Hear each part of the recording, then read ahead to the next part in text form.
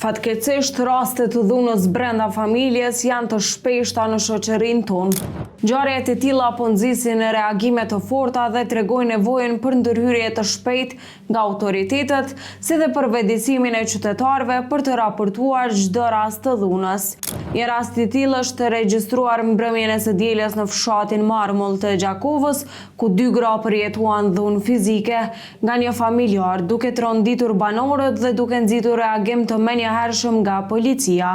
Ngjarja ka ndodhur rreth orës 22:30, kur 2 gra, T.Q dhe D.B, janë paraqitur pranë policisë duke raportuar se janë sulmuar fizikisht nga M.B, bashkëshorti përkatësisht djali i tyre.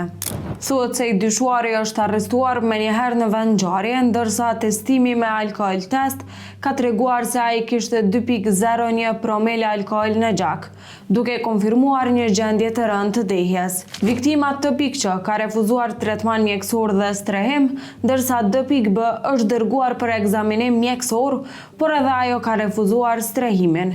Me urdhër të prokurorit kujdestar ndaj të dyshuarit është caktuar masa e ndalimit për 48 orë.